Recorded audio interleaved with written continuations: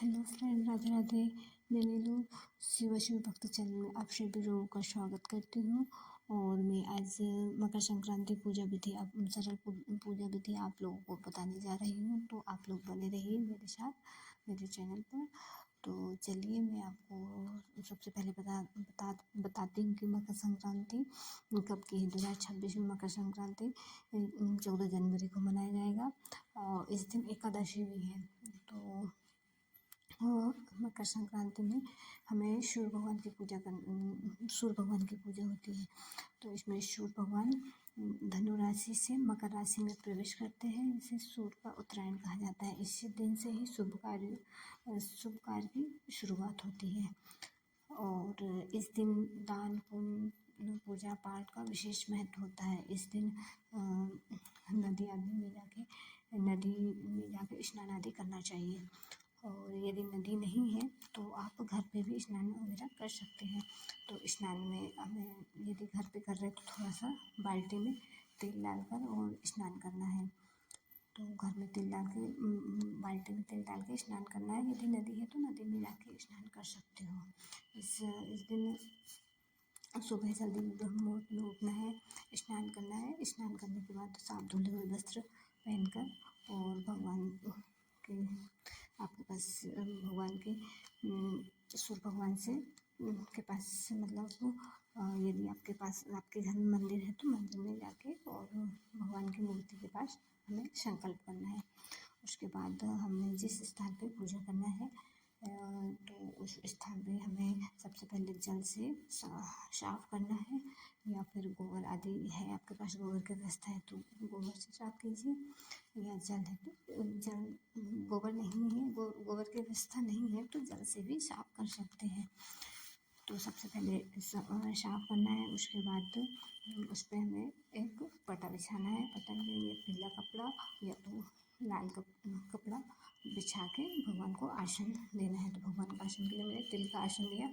तो मैंने सबसे पहले विष्णु भगवान की तस्वीर थी तो मैंने विष्णु भगवान की तस्वीर रखा। फिर उसके बाद शिव भगवान जी का तस्वीर रखना है। और उसके बाद गणेश जी की मूर्ति, मेरे पास गणेश जी की मूर्ति थी तो मैंने गणेश जी की मूर्ति रखी। यदि आपके पास मूर्ति नहीं है तो आप सुपारी की गणेश जी भी बना के रख सकते हैं। उसके बाद हमें करना है शुद्धिकरण और आचमन। तो हमें शुद्धिकरण करना है। शुद्धिकरण आचमन करना है। आचमन में हमें केशवाय नमः, माधवाय नमः, नारायणाय नमः बोलना है। उसके बाद हमें दीप प्रज्वलित करना है। यदि आप कलश वगैरह की स्थापना करना चाहते हैं तो कलश की स्थापना भी कर सकते हैं, बट मैंने नहीं किया। आप करना चाहते हो तो कर सकते हो। उसके बाद सभी को स्नान कराना है। सबसे पहले गणेश जी को स्नान कराना है, फिर सूर्य भगवान जी को, विष्णु भगवान जी को हमें स्नान कराना है। और उसके बाद सभी को वस्त्र रूपी कलावा चढ़ाना है। तो मैंने सबसे पहले गणेश जी को कलावा चढ़ाया और उसके बाद मैंने शिव भगवान जी को चढ़ाना है। शिव भगवान जी के बाद विष्णु भगवान जी को कलावा चढ़ाना है। और वस्त्र स्वरूप यदि आपके पास जनेऊ है तो गणेश जी को जनेऊ भी चढ़ा सकते हैं। और उसके बाद सभी को तिलक लगाना है। सूर्य भगवान को चंदन से तिलक लगाया जाता है। लाल चंदन से सूर्य भगवान को लाल चंदन से तिलक लगाइए और गणेश जी को चंदन से, रोली से और हल्दी से गणेश जी को तिलक लगाना है। उसके बाद सूर्य भगवान को हमें लाल चंदन से तिलक करना है। फिर हमें विष्णु भगवान जी को चंदन से तिलक करना है। और लक्ष्मी माँ की तस्वीर थी तो लक्ष्मी माँ को भी हमें रोली से, हल्दी से तिलक करना है। सभी को तिलक करने के बाद फिर हमें अक्षत और तिल, अक्षत चढ़ाना है, थोड़ा तिल चढ़ाना है। थोड़ा अक्षत, मैंने तो अक्षत चढ़ाया, थोड़ा तिल चढ़ाया। उसके बाद पुष्प चढ़ाना है। तो लाल पुष्प सूर्य भगवान को लाल पुष्प चढ़ते हैं।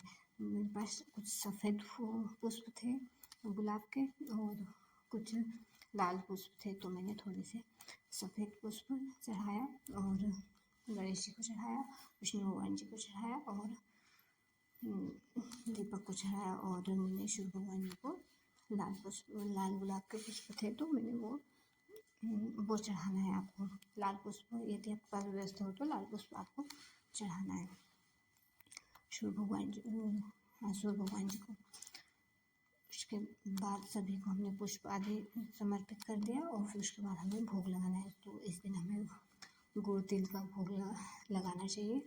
और वैसे इस दिन खिचड़ी का भोग लगता है, बट एकादशी है तो भगवान को भोग तो खिचड़ी का भोग लग सकता है, चावल का भोग हम लगा सकते हैं बट अपन नहीं कर सकते।